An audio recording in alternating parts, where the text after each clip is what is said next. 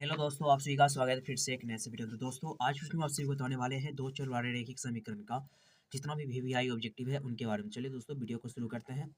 पहला ऑब्जेक्टिव कह रहा है रैखिक समीकरण युग्म को हल करने की कितनी बीजीय विधियां हैं। इसका आंसर हो जाएगा दोस्तों 3। कह रहा है एक रैखिक समीकरण का घात होता है, वो होता है दोस्तों 1। अब इसके बारे में थोड़ा डिटेल से जान लेते हैं रैखिक समीकरण का जो घात कितना होता है। दोस्तों एक होता है रैखिक समीकरण, रैखिक समीकरण इसका जो दोस्तों घात होगा वो होगा 1। अगर बात करें द्विघाती समीकरण का, द्विघाती समीकरण, द्विघाती जो समीकरण रहेगा दोस्तों उसका जो घात होगा उसका घात होगा 2। अब इसी प्रकार से अगर त्रिघाती समीकरण रहे, त्रिघाती त्रिघाती समीकरण का घात होगा 3, चतुर्थ घाती समीकरण का घात होगा 4, चतुर्थ घाती, चतुर्थ घाती का 4। इस तरह से दोस्तों सभी का होता है। तब हम आगे देखते हैं।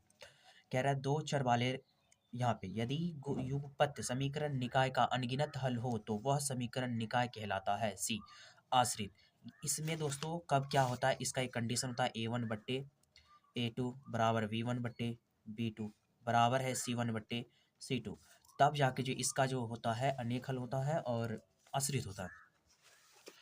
आगे क्वेश्चन है, कह रहा है दो चर वाले रैखिक समीकरण का आलेख होगा, यानी कि दो चर वाले रैखिक समीकरण जो है उसका आलेख कैसा होगा उनके बारे में। तो इसका होगा आलेख सरल रेखा। कह रहा है दो चर वाले रैखिक समीकरण का आलेख एक सरल रेखा होती है। कह रहा है जिस समीकरण निकाय का अद्वितीय हल होता है वह समीकरण निकाय कहलाता है बी अविरोधी। अब इसका कंडीशन क्या होता है उनके बारे में समझ लो।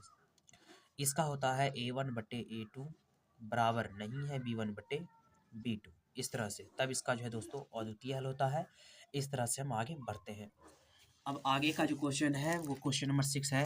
कह रहा है यदि युगपत समीकरण निकाय का कोई हल नहीं हो तो वह समीकरण निकाय कहलाता है। जब कोई हल नहीं हो तो उसका क्या कहलाएगा, इसका आंसर हो जाएगा दोस्तों विरोधी। जब कोई भी हल नहीं होता है तो उसका जो कंडीशन होता है वो होता है a1/a2 बराबर v1/v2 बराबर नहीं है c1/c2। ये होता है उसका कंडीशन। इस तरह से अब हम आगे देखते हैं। कह रहा है यदि समीकरण निकाय a1x plus b1y plus c1 बराबर 0 है तथा a2x plus b2y plus c2 बराबर 0 के आलेख परस्पर समांतर हो तब क्या होगा। तो ए कोई हल नहीं होगा। समांतर, समांतर देखिए दोस्तों यहाँ पे हम आपको बताना चाहेंगे समांतर का जो कंडीशन होता है वो हम यहाँ पे लिख देते हैं। ये जो आप देख रहे हैं इसी का समांतर भी होता है और कोई हल इसी में होता है। इसमें लिखेंगे समांतर और कोई हल नहीं, कोई हल नहीं। इस तरह से यानी कि ऑब्जेक्टिव जो आपको पूछा जा रहा है मैनुअली जो दोस्तों आपको ऑब्जेक्टिव अभी तक में जितना भी क्वेश्चन था a1/a2 बराबर नहीं है v1/v2, इससे क्वेश्चन था।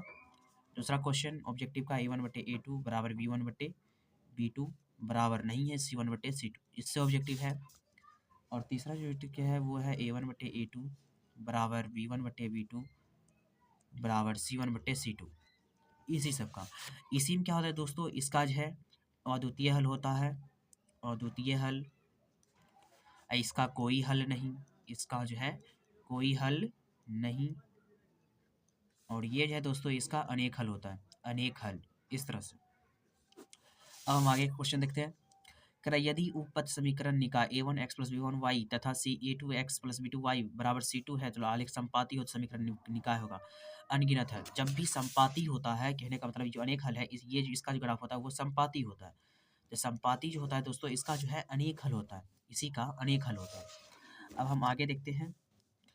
कह रहा है यदि समीकरण निकाय a1x प्लस b1y बराबर c1 है तो a2x ऐसे करके फिर से दीवार प्रतिच्छेदी हो, प्रतिच्छेदी के लिए क्या है केवल एक और केवल एक हल। प्रतिच्छेदी जो है ना इसका जो ग्राफ होता है दोस्तों वो होता है प्रतिच्छेदी, प्रतिच्छेदी।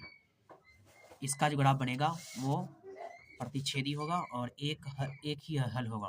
तो दोस्तों आपको जो है ये जो आपको लिखवाए हैं यहाँ पर जो ये जो फॉर्मूला देख रहे हैं इसको याद करना बेहद ही जरूरी है। इन्हीं पर सारा सारा क्वेश्चन है। अब आगे का क्वेश्चन देखते हैं। कह रहा है यहाँ पे समीकरण निकाय a1x इतना इतना a1 का अद्वितीय हल होगा। अद्वितीय हल कब होता है देख सकते हैं। अद्वितीय हल के लिए a1/a2 यहाँ पर भी हम आपको लिख के दिखा दिए हैं, देख सकते हैं a1/a2 बराबर नहीं रहता है v1/v2, तब इसका जो है हल अद्वितीय होता है। वही ऑब्जेक्टिव यहाँ पे पूछा गया। कह रहा समीकरण निकाय a1x plus b1y plus c1 इस तरह से है। कह रहा अनगिनत हल, अनगिनत हल तब होगा जब तीनों बराबर रहेगा। यहाँ पे जो देख रहे हैं दोस्तों ये जो है अनगिनत हल के लिए है क्योंकि ये तीनों बराबर है। जैसे यहाँ पर हम लिखें a1/a2 बराबर b1/b2 बराबर c1/c2, ऐसा रहेगा तब इसका जो है अनेक हल होगा और संपाती होगा। बस इतना सा आपको याद रखना जरूरी है। अब आगे का क्वेश्चन दोस्तों वैसे ही सेम टू सेम का, यदि 2x + 3y बराबर 13 में x का मान 2 है तो y का संगत मान क्या होगा। देखिए दोस्तों ये जो क्वेश्चन है बहुत ही आसान क्वेश्चन, बनाएंगे कैसे समझते हैं। पहले दिया हुआ है 2x + 3y बराबर 13 और x बराबर कह रहा है कितना 2, तो हमें कह रहा है y का मान निकाल लें।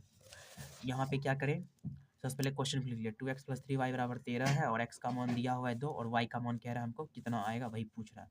तो सबसे पहले लिखेंगे 2 गुना x के जगह पे लिखेंगे 2 लिख दिए, फिर प्लस 3y बराबर हो जाएगा 13 क्योंकि y का मान हमें निकालना। 2 गुना 2 करेंगे 4 प्लस में 3y बराबर हो गया 13, लिखेंगे 3y बराबर 13 में से ये जो प्लस में 4 है इधर आएगा तो माइनस में 4, तो 3y बराबर हो जाएगा 13 में से 4 घटाएंगे कितना होगा दोस्तों, 13 में से अगर 4 घटाते हैं तो 9 है, 9 अगर मतलब 9 10 11 12 13 यानी 9 है 10 11 12 13, या फिर 4 है 5 6 7 8 9 10 11 12 13, बचेगा दोस्तों 9, 9 बचा तो y बराबर लिखेंगे 9/3, 3 से काटेंगे 3 3 9 यानी कि y का जो मान आया दोस्तों वो आया 3। तब इसमें हम खोजेंगे y का मान 3 है तो 3 पे घस देंगे या फिर OMR पे क्लिक करेंगे। 13 नंबर का जो क्वेश्चन था उसका जो आंसर है सी नंबर, आप देख सकते हैं। इसी तरह से उसी तरह का क्वेश्चन आपको के का मान निकालने के लिए कुछ से कुछ का मान निकालने के लिए आपको दिया जाएगा। और आपका एक और तरीका होता है क्वेश्चन ऑब्जेक्टिव पूछने का, वो भी आप सीख लीजिए, अगले पेज में बताते हैं। जैसे कि मान लीजिए दोस्तों कहीं पर भी क्वेश्चन, यहीं पर वाला क्वेश्चन एक ले लेते हैं इसी का। यहाँ पे जो एक नीचे में क्वेश्चन है कितना है x + 2y बराबर 15, 3x + 12y बराबर 10। इसका जो क्वेश्चन है x + 2y बराबर है 15, y बराबर है 5, उसके बाद है 3x प्लस में 12y बराबर में 10। तो दोस्तों इस तरह का आपको क्वेश्चन देखने को मिलेगा और इससे बोला जाएगा कि इसका क्या होगा, संपाती होगा कि क्या होगा, वही आपसे पूछा जाएगा। कैसे बनाएंगे, सबसे पहले इसका हम चेक करेंगे। इसको कहते हैं a1x + b1y + c1 बराबर 0। ये जो आप देख रहे हैं दोस्तों इसको कहते हैं a1, इसको कहते हैं a2। नीचे वाले कहेंगे a2x + b2y प्लस में c2 बराबर होता है 0, इस तरह से। तो हमें क्या करना होगा, ये जो x + 2y बराबर 5 है इसको हम मानेंगे a1 का मान कितना 1, b1 का मान मानेंगे 2 और c1 का मान मानेंगे 5।